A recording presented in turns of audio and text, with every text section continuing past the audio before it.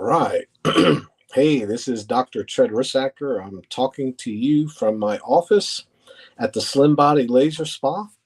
We're located here in Stewart on Ocean Boulevard, and we're accepting free consultations, always free consultations. And that's because, not that it's not valuable, we do it because what we're doing, most people really don't know what we're doing.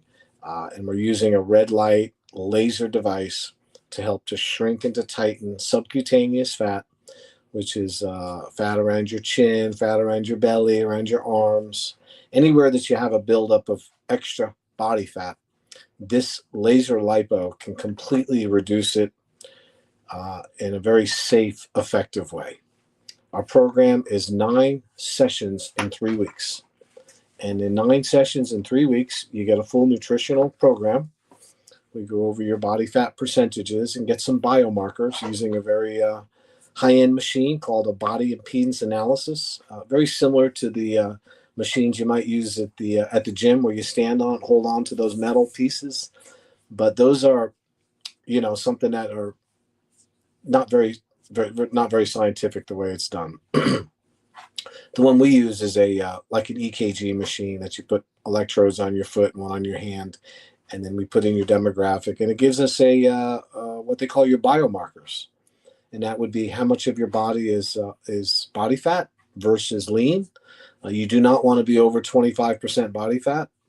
If you're over 25% body fat, you're heading towards being overweight, and then obesity, and then everything goes bad when you become obese because of the inflammatory response and the extra burden it puts on your kidneys and your liver to maintain and sustain more than 30% body fat. So it's important to know that. And those numbers, the biomarkers, are something that you don't really get when you go to the doctor's office or you get blood work. They're not going to give you those numbers.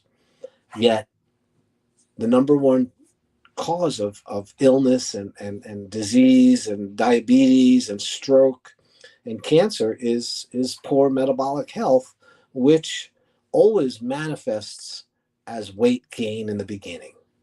Excessive weight gain, persistent weight gain, never really losing the fat that you put on. So you could be someone who has a fairly reasonable amount of body fat, 27, 28%, maybe sometimes, close to 30, which is almost considered normal these days.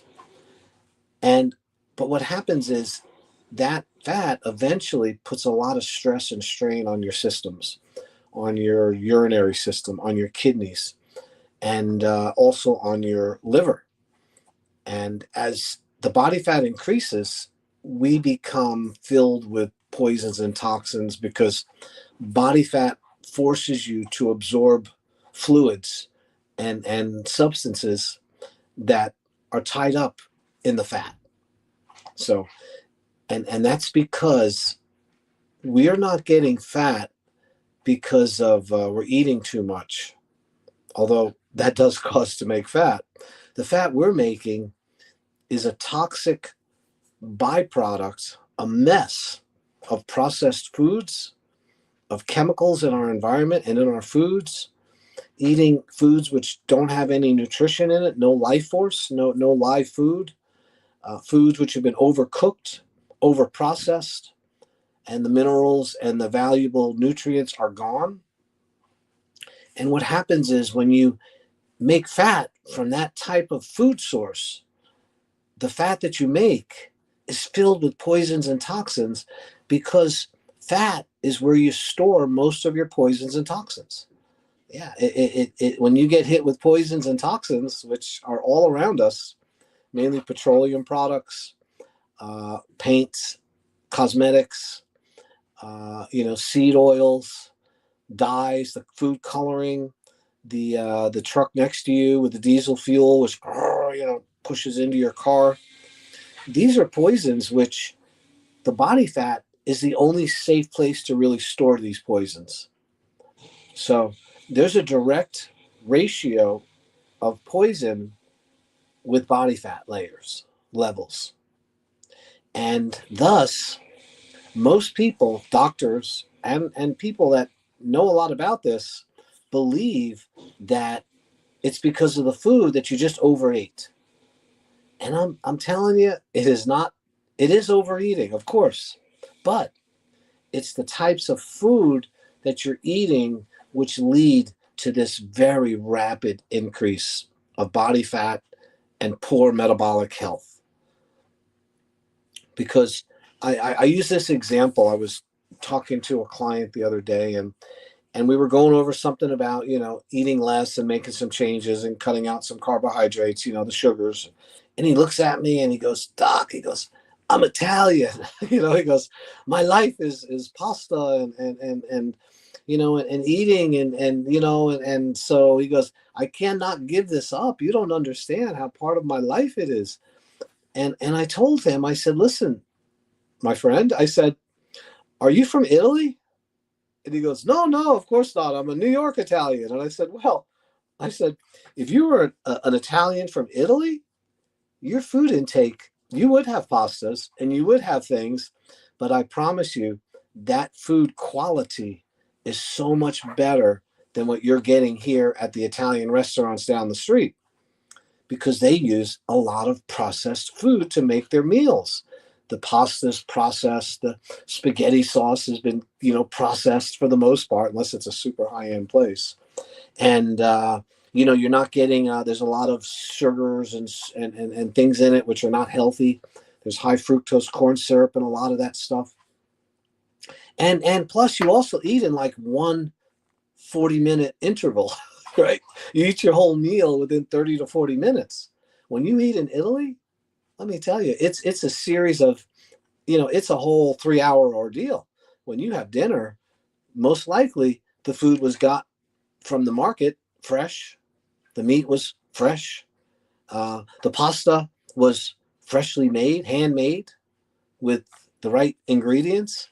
And then, the vegetables were sometimes locally grown and produced from neighbors and from your own garden. And then you would have an event with family members. And you'd have a like a 4-course dinner where the first part is what is the antipasta, and then you have the pasta, and then you have the main course, and you take time to digest. You're talking to your friends, and you're not eating processed food. That is a much different approach to eating than the American Italian. Not that all Italians eat poorly. I don't mean that in any way. I'm using this as an example of why we're in such a pickle here with sickness and disease and diabetes and brain fog and dementia. And it has a lot to do with the food we're eating. So, if we were eating natural food that was locally sourced, range fed beef and chicken that was free of hormones and antibiotics, your chance of developing poor metabolic health are much less than eating, food which really is not food. And when I was a young man, and my dad's a chiropractor, and my mom told me, "You are what you eat, son. So if you eat this type of food, food that isn't healthy, you're not going to be able to make tissue. You're not going to be able to repair your body." And I remember thinking to myself, because I used to like French fries, and I liked the Burger King fries when I was younger, and I remember thinking to myself, that's incredible that I can eat this French fry, which has no resemblance to any part of me, and somehow my body is going to turn it into nervous tissue, repair my brain. It's going to build bones with this French fry. I thought, I don't think that's true. However, I liked it, so I ate it. Little did I know, it doesn't build tissue.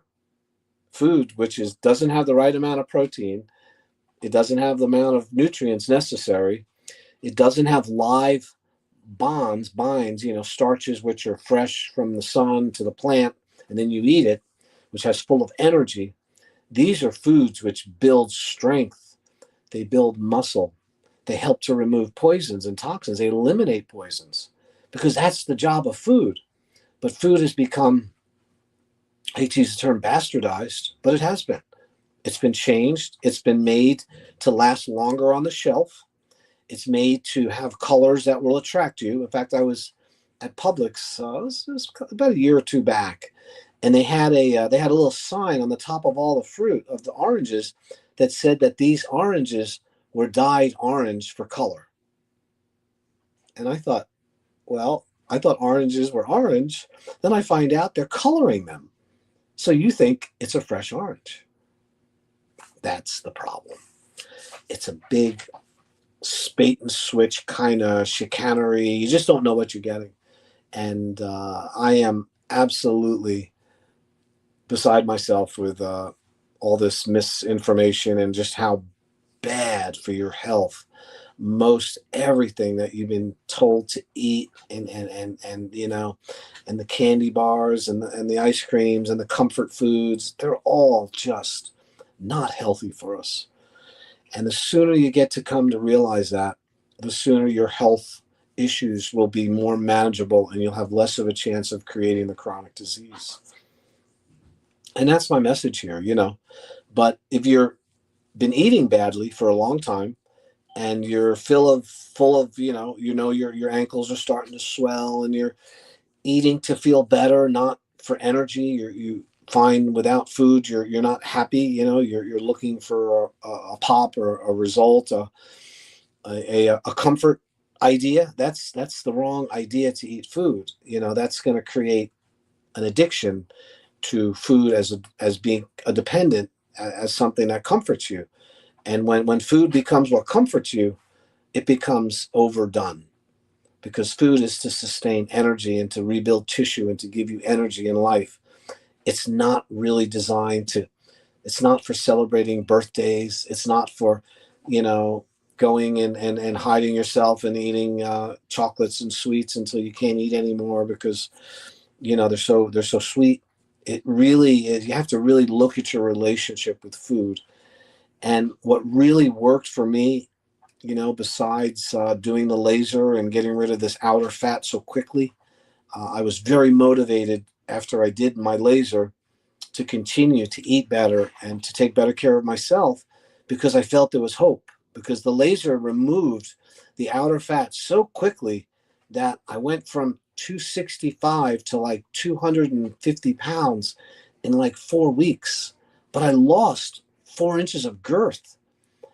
Yet I was still viscerally fat on the inside, but at least I had gotten rid of a lot of that outer blubber that was hanging over my belt and was, you know, making me look uncomfortable. I was uncomfortable. And once I saw there was hope, that's when I started looking at my food and nutrition a lot more detailed. And for me, it's very hard for me to manage this plethora of bad choices intermixed with really good choices. You know, you just don't know what's good for you anymore. When you go into the restaurants, into the stores, what tastes good probably isn't healthy. What is not sweet is probably better for, you know, it's very confusing. So what I found was the easiest way to manage these choices is I started eating a lot less and only eating at certain intervals, which was very difficult for me in the beginning because I was used to just eating when I wanted to, grabbing something in the car, going to the gas station, run in, get something, get a bear's claw, whatever those things were, and then what happened was I was able to lose the weight. I did really good with the laser and losing the weight. I dropped like 40 pounds, but I still had the metabolic syndrome. I still had the high blood sugar. I still had the numbness in my feet.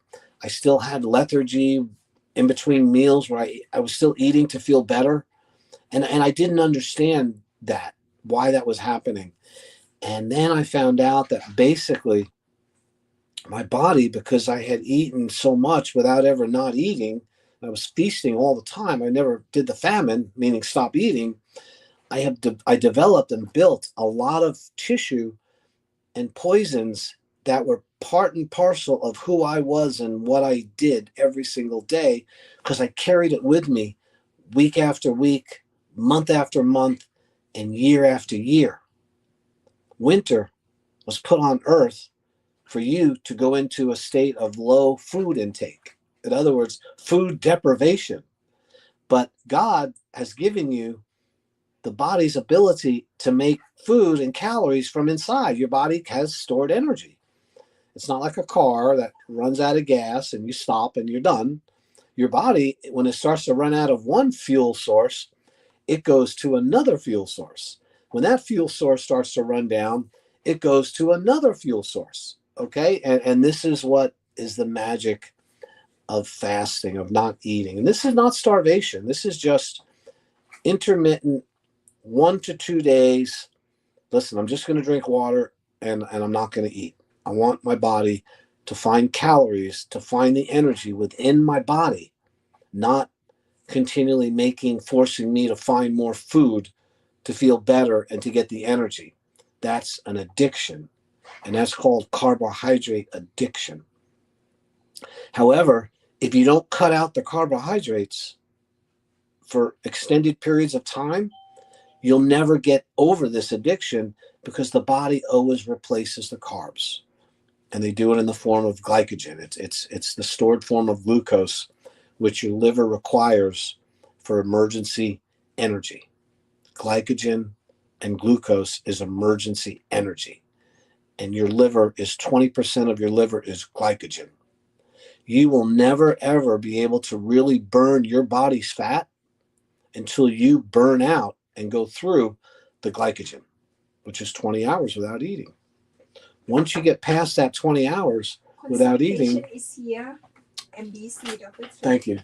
Once you get through that 20 hours of not eating, you're ready to start bringing in and introducing foods that are more fatty, less carbohydrates, and we can talk about this. So listen, I've got my consultation in. That's just a little taste of what I do here. I do, body sculpting and fasting to people that need it. We don't do the fasting without the body sculpting at this point, so I don't have a fasting program, but it is part of what I do when I help people that are suffering from metabolic syndrome. Okay? Thanks a lot. Thank you for tuning in. Remember to share it and like with other people. Bye-bye.